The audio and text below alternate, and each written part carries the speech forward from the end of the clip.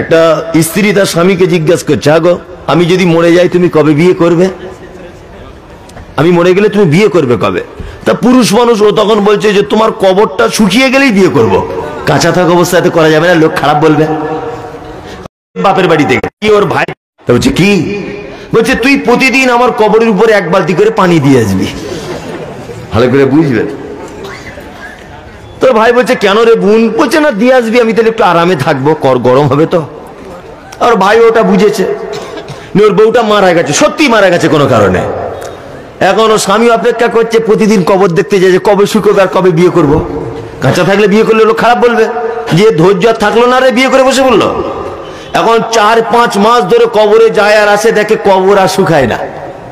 আর ও একদিন চালাকি করে দেখছে যে আমি একদিন লুকিয়ে থাকবো, যে টাটকা পানি দেখি এখানে কি কেউ পানি ছিটিয়ে যায়।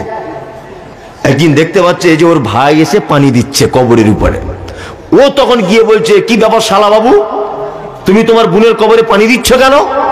তখন বলছে, দুলাভাই আমার বোন মারা যাওয়ার আগে বলে গেছে যে কবর শুকিয়ে গেলে তোর দুলাভাই বিয়ে করবে, যাতে ও অন্য পুরুষকে, অন্য নারীকে জীবনে বিয়ে করতে না পারে, ওই জন্য আমাকে বলে গিয়েছে প্রতিদিন পানি দিতে।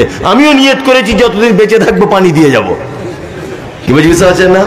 এর নাম হচ্ছে নারী। এ স্বামীকে সহজে ছাড়বেও না, আবার ওর সহজে সুনাম করবেও না। অথচ ওকে ও কাউকে ভাগ দিতে পারবে না। অথচ ওকে আপনি জিজ্ঞাসা করবেন, এই তোমাদের ফরিদার আব্বা কেমন?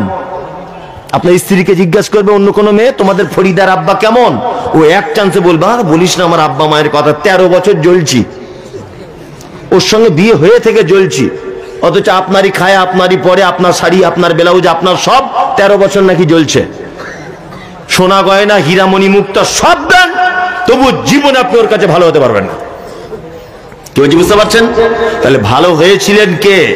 মুহাম্মদ সাল্লাল্লাহু আলাইহি ওয়াসাল্লাম। বর্তমান আমি মনে করি কোন মেয়ে যদি তার স্বামীকে যদি সার্টিফিকেট দেয় যে আমার স্বামী উত্তম স্বামী, আমি তো মনে করি পৃথিবীতে ওই লোকটা অরিজিনালি উত্তম, অরিজিনালি উত্তম।